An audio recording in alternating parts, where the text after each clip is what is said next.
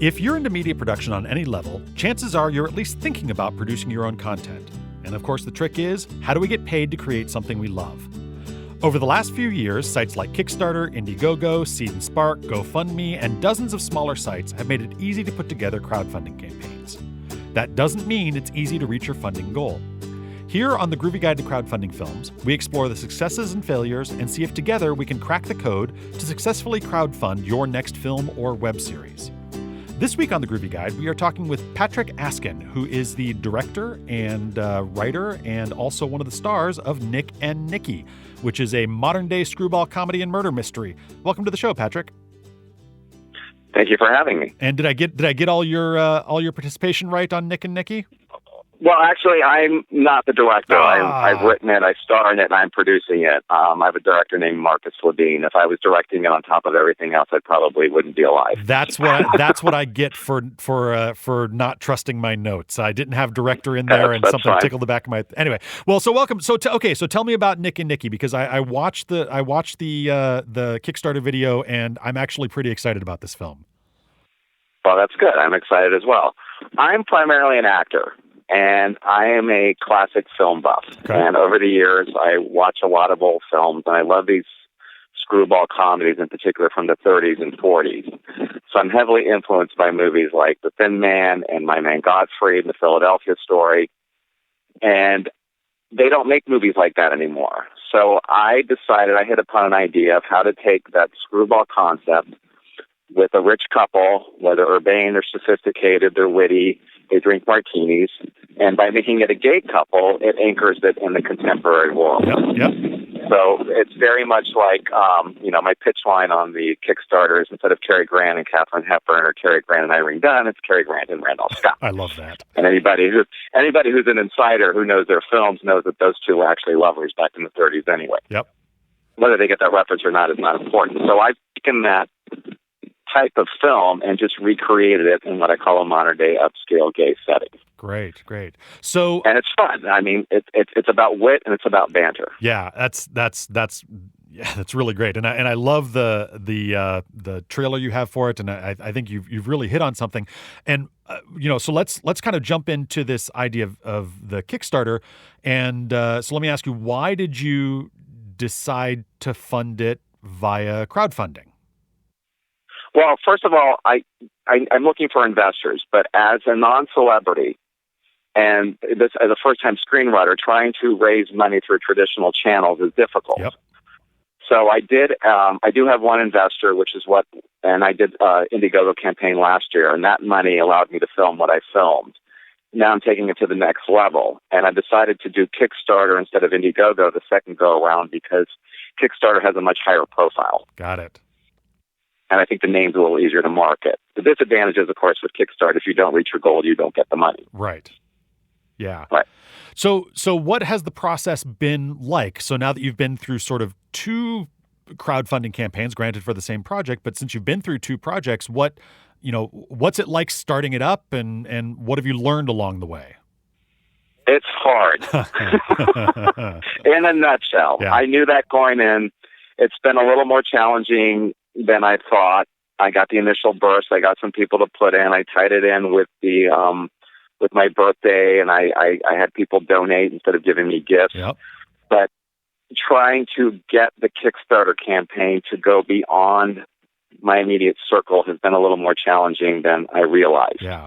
So I'm working very hard at getting a major blogger to write about it, because that's really the key, to get a couple of blogs to write about your campaign. That then drives a lot of extra traffic to it. Got it. So I've gotten some great feedback on the trailer and the concept and the campaign, but I have yet to get this blog done yet. I've reached out to some major bloggers like Huffington Post and a couple of people working on my behalf to make this happen. So that's my challenge right now. Yeah. Well, and one of the things I think you've done that was an artistic choice, I'm sure, not a cynical business choice, but I think it turns into a smart business move, and that is that by creating a genre comedy, in this case, we'll call it the genre of gay 30s screwball comedy. Is that a genre? If not, it should be. By creating a genre movie, I think you've you can sort of tap into existing audiences. Have you been able to sort of tap into the communities that would enjoy a movie like this? Yes, and I have a two-pronged approach here. I'm going for a gay audience, but I'm also going for people who love classic film. Yes. What I'm also working very hard to do, and this is how I wrote the movie, I didn't write this just to be a gay independent film. Right. I wrote it with a crossover audience in mind, because I think there's an audience out there for a more sophisticated kind of humor.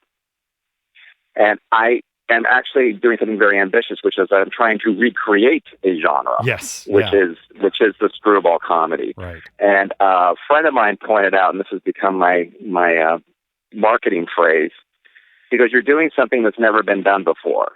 You've got a genre film aimed at a mainstream audience that challenges traditional gender roles." Yes. And that's it in a nutshell. Yeah. And this is the power of comedy. You can get people to look at things in a different way just through making them laugh. Yep. And this is particularly true in the wedding scene that I wrote, which is my goal to film next with the money I raise. I kept all the archetypes in the wedding scene very traditional. Nikki, the boyfriend, will be the bride. Mm-hmm. He will walk down the aisle dressed in white. He will be given away by his mother. The best man is the lesbian detective. The maid of honor is the ex-boyfriend. The flower girl is the dog. So all of these are archetypes that people will relate to. I've just turned everything on its head gender-wise. Yep. So that's my hope, and that's my pitch. I'll be doing a big presentation to investors in early September. And that's my pitch, is try to convince people that this is not going to just appeal to a gay audience. Right. That it will cross over on some level. Yeah. There hasn't been a mainstream comedy that I can think of with two lead gay characters since The Birdcage, and that was many, many years ago. Yep. So I just feel like it's time for this. Yeah, absolutely. So how did you come up with, I think your current Kickstarter is asking for $10,000. Where did that number come from? And well, what my goal right now is to film the wedding scene. And in order to film the wedding scene, which will take place in the Hamptons, I need about $30,000. Okay. So I'm hoping to raise 15 from Kickstarter, 15 from investors. Got it. My friend who's doing my PR suggested I lower the 15 to 10 just to make sure I get my goal. Yep. So I'm hoping to get between $10,000 to $15,000 on this Kickstarter campaign, and then raise the rest through private investors. Got it. And I'm very confident that once I film this wedding scene, which will be absolutely spectacular, I will be able to raise the rest of the money to finish the film. Got it. And then are you planning on doing that via traditional investors and traditional funding, or do you think you'll go back to the crowdfunding well? To be honest with you, I haven't thought that through yet. Okay. I'm just worried about what I'm doing right now. I have one some step people at a time, who are interested right? in it. Yeah, I've learned through, I call it my Scarlett O'Hara mentality. I can only think about this right now. I'll worry about that tomorrow.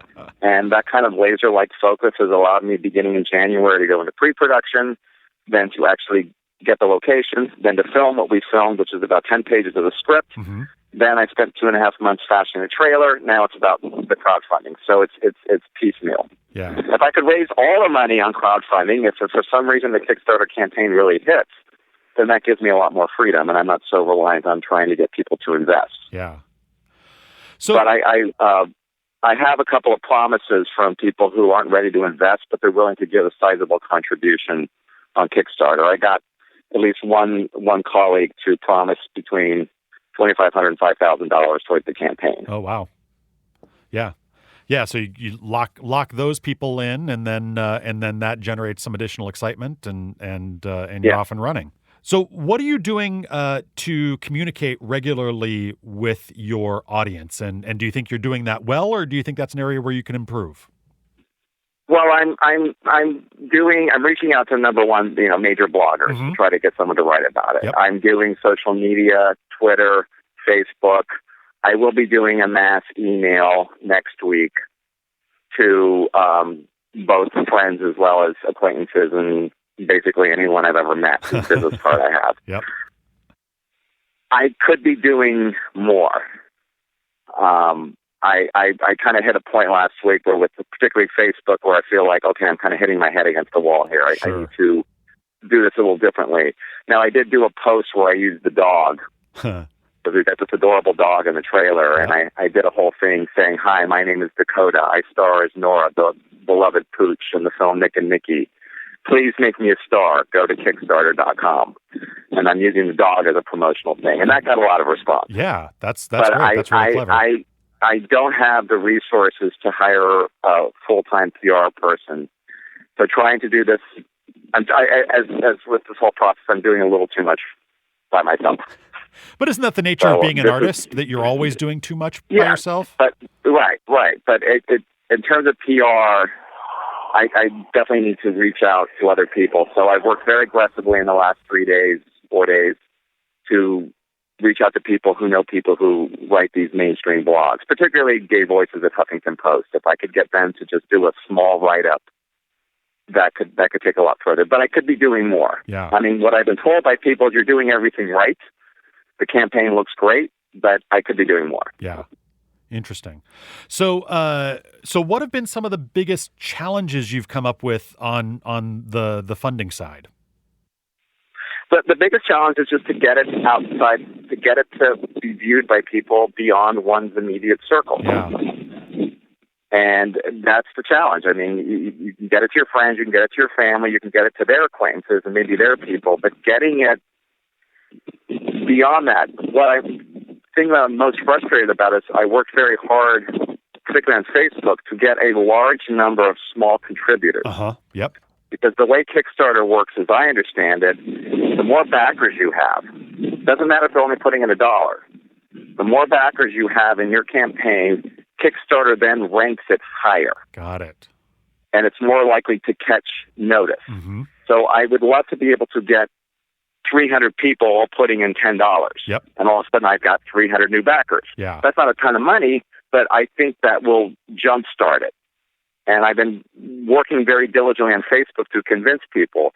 But some people feel like, oh, well, I can only afford $10. How's that going to help you? Which is the same mentality as someone saying, oh, well, why should I bother voting? My vote doesn't count. Right. But it actually does help. So if I get all these people put in a little bit, and this is where I'm hoping my mass email next week will work, that jumpstarts the whole thing. Yeah, interesting. So how has Kickstarter helped you at all? In other words, have you had any interaction with them? Have they offered any advice, or do they offer any particular tools? Or No, I'm hoping that someone picks it and decides if they like it. It's one of their staff picks, or I'm just waiting for that email that says, "Hey, Kickstarter loves Nick and Nicky." Yeah. So far, no, and I've also been inundated by what I call the crowdfunding hucksters, where you get these emails of saying, "Hey, your campaign looks great. Let us help you. This is our package. This is that." Now, some of them are offering free promotion, which I'm doing. Sure. But I don't have. If I had more money put away, I would be able to hire one of these services. But the biggest problem is deciding which ones are good. Right. Yeah. There's so much Kickstarter help clutter, if you can call it that. And I'm having trouble sifting through all these emails and saying, oh, is this a legitimate way to help my campaign, or is this just someone trying to make money off people trying to make money? Yeah, that's really interesting, because that's something that we may have to explore further on the podcast, because we've not really delved into that with other people on this podcast. Is this ecosystem of people around Kickstarter that are all trying to make a buck off of people who are trying to fund their dreams. It keeps growing exponentially. Yeah. Crowdfunding becomes bigger, so and then you have all these services around it. And then the problem is, I have friends who are artists too, and I mentioned I'm doing a Kickstarter campaign, particularly friends who are in the business or in the art world. They said, oh, I get 4 of those a day. Wow. So there is this Kickstarter clutter, and you have to kind of break through that. But it would be helpful to sort of explore which are the most effective services, so that you can go to someone and saying, this particular Kickstarter help company, whatever, is very effective. Yeah. This one is snake oil. Yeah. And it sounds like from what you're saying, that where you feel like something that would be the most helpful is sort of on the PR side and reaching out to sort of more traditional media and trying to get that attention on that side. That's really interesting.